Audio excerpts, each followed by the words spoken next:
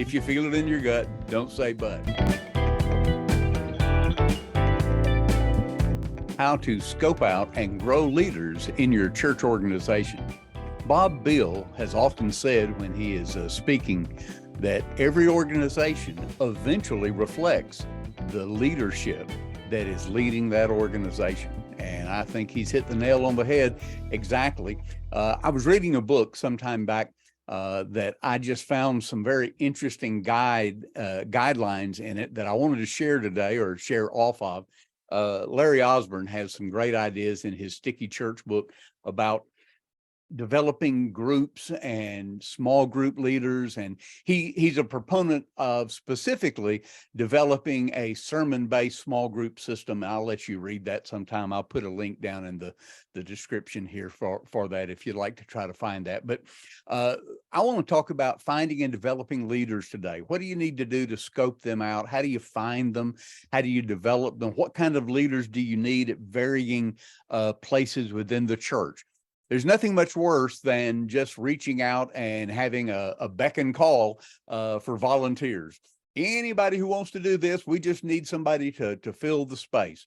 And when churches get in that mode of just taking any volunteer, the quality of those who are volunteering, the quality of those who are leading in those various ministries will rapidly come down.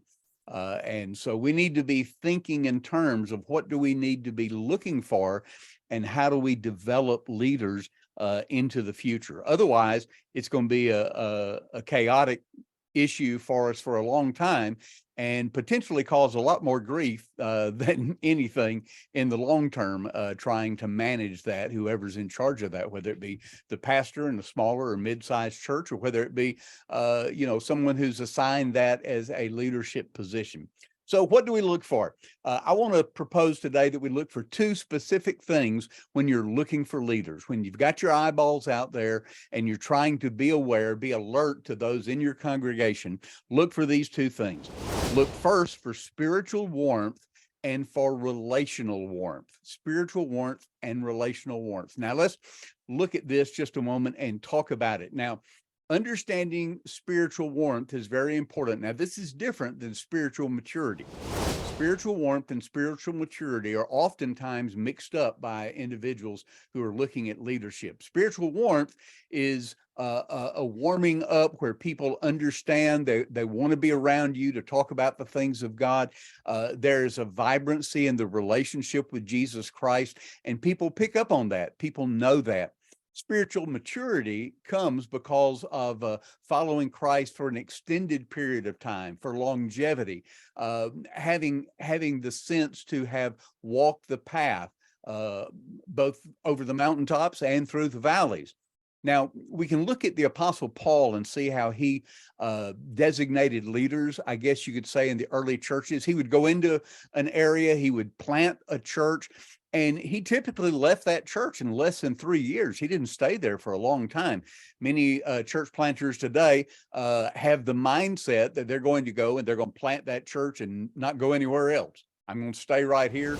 I'm going to plant the church and I'm going to be the longtime pastor. But Paul never had that mentality. He was very catalytic in his planting. And when he would leave that new congregation, there wouldn't have been time for spiritual maturity.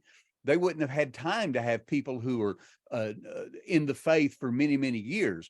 So he would leave those in charge as he left who were basically spiritually warm, those who would attract others to come and would come to know faith. They would know enough to be enthusiastic about the faith and to share what they knew. They sprung up in enthusiasm because of the truth that they already had.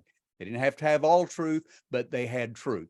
Then you see Paul would go back to those churches sometimes many years later, and when he would go back, then he would appoint spiritual leaders. He would appoint elders, other leaders who would then lead with the administration and the leadership in the church. He didn't appoint those new spiritual individuals to those key leadership positions in the church. He knew they required spiritual maturity. So oftentimes in churches, we set the bar so high. We say we don't want someone who is leading a small group, leading a class, leading whatever it is. And we set the bar so high to say, well, they need to be spiritually mature. They need to have been a Christian for X number of years, et cetera, et cetera. And so what happens is when the bar is set so high, we end up frustrating ourselves to an extreme amount when we look at it that way. We need spiritual warmth. And someone who has spiritual warmth can help be a guide, can help lead people down that path, which is very, very important. But they don't necessarily have a solid grasp on all the scriptural issues, all of the areas of debate, all the gray areas, all of that kind of thing. So we see that those early leaders had spiritual warmth, just not maybe spiritual depth yet at that point. So most of the time, it's the case, if we insist on spiritual maturity and we're not looking for spiritual warmth, what ends up happening is we've raised the bar so high, it scares away those who would be willing to potentially lead, but they know they're not going to make that spiritual maturity bar. Now, the second area that you want to look for is not just spiritual warmth, but relational warmth. Relational warmth cannot be understated. It is so important because someone who is low in social skills, low in emotional intelligence is going to do nothing but ultimately drive people away. They're not going to be able to draw people to them. You can use this test for the most part when you're looking for this kind of person to lead a group or lead a particular ministry. Think of it this way. Ask yourself a couple of simple questions. One, is that person likable? Is that person like, are other people drawn to that person? And then the other question you might ask, is that someone that I would want to spend a long evening with over dinner and just sitting around having a conversation? Is that someone who would engage me, someone who I would feel comfortable with? Now, see, that may be someone who has that relational warmth and may be very open to being that kind of a leader that you may ultimately need. Because let's just face it, the reality is those who don't know how to play well are eventually going to empty the sandbox. So you can't underestimate the importance of someone who has relational warmth. Now, there was a life slogan that we taught our kids and we used around our house for many, many years. And it's really simple, but it's kind of along this idea that we would oftentimes say, and that is, if you feel it in your gut, don't say but. Meaning sometimes we have this sense, we have an inward feeling about something, and we don't move forward with that feeling, especially within the church. Oftentimes we see someone isn't relationally warm. We see someone doesn't have the kind of spiritual warmth that they really need to lead a group or to lead a ministry, but they say they're willing, they're open and available. And sometimes we rank that to be much higher. And what ends up happening is it ends up being a pretty big catastrophe at that problem. Most Christian leaders really do recoil at the fact that they need to say no sometimes to individual leaders. They need to say, you're just not a right fit for this. And people oftentimes won't understand if there's an open slot. It's kind of like the old committee system. Some of your churches may still have a committee system, but if they have a committee set up, there's this many lines identified in the bylaws. We have 5 slots, we have 8 slots, we have 9 slots, whatever it is. And every year when it comes nominating time, we look and say, okay, we've got to get people to fill those slots. And oftentimes we're not looking for people who have a passion for that particular thing or a passion for that ministry. We're not even looking for any of that. We're only looking for somebody who can say willingly, I'll put my name on the slot.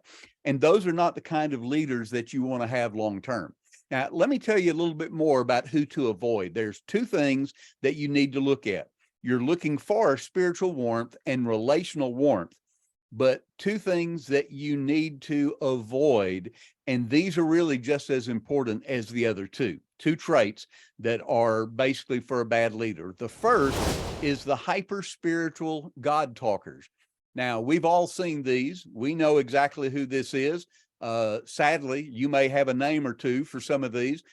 those who are spiritual God talkers. They're always peppering their speech with God talk, talking about all of the things that they spiritually can communicate about, peppering in scripture verses and all those kind of things all the time, and always making sure everybody knows that they're one of the most spiritual in the room. And when you have someone who is a hyper spiritual God talker, that's a real red flag. You want to put a caution up for that, because that individual, if they become a group leader, become the leader of some small ministry where people are gathered, what happens is they become very prominent. They are always talking. They're always speaking out because they have something to prove. They're a God talker, and they want to make sure people know that about them. And what often happens is those, especially who are a little less timid in a group setting with multiple people, they end up kind of sitting back. They don't want to jump in. They realize very quickly they're not as spiritual as that person. They can't be as spiritual as that person, and they have all these struggles and hurts and pains, and it's just agony for them. And this person does not give the impression that they're going to be a listener, that they're going to hear. And so that kind of hyper spiritual leader oftentimes squashes out any kind of authenticity, any kind of trust in that group. That group cannot feel like they can be honest with that kind of a leader. Now, the second kind of person to avoid is the person who is a single issue crusader. A single issue crusader. And that's the kind of leader that will quickly destroy a group as well. Now, here's the reason why. A single issue crusader, and let me just stop and say, it doesn't really matter what the issue is. The issue can be anything, okay? It can be somebody who is very much on a pro-life tangent. It could be somebody who's on an end times tangent. It could be somebody, it doesn't matter. Whatever the issue is, it doesn't matter. If they're a single issue crusader, what ends up happening is they end up pushing people away, because initially they have a desire to just make sure people know that this is an important topic, and they talk about it a lot because it is their most important issue, that single issue. In fact, I love the way C.S. Lewis puts it. Let me read you this quote from C.S. Lewis. He says, it says, "The progression of a crusader is predictable. What starts out to be an important part of their devotion to Christ soon becomes the most important part of their devotion to Christ. Then, before long, it's likely to become even more important than their devotion to Christ." Now, that's a scary thing, but you need to understand it's almost impossible for someone who has a single issue mentality, that single issue crusader, to be open to listening to other people. So if they're in charge of a small ministry or a small group, they're going to have a hard time giving legitimacy to other opinions, other thoughts, any of those gray areas where people struggle when they're having just a spiritual toil inside of them. This person is not going to be very receptive to listening to them, especially in the case of the area of crusade, that issue. They're going to be, they're stomping in, they're digging in on what that is for them, and they're not going to be very receptive to others. So it's going to be very hard for them to appropriately lead that kind of a group. And what's going to happen is somebody who is a single issue crusader will drive people away from your group, drive people away from your ministry. And those folks potentially, and very likely, to be honest, are not going to return. They're not going to look for another option. They're not going to look for other opportunities, because that's going to leave a really bad taste in their mouth. Just a bad thing at that point. So just remember what to look for: spiritual warmth and relational warmth. And two things to avoid is hyper spiritual God talkers and single issue crusaders.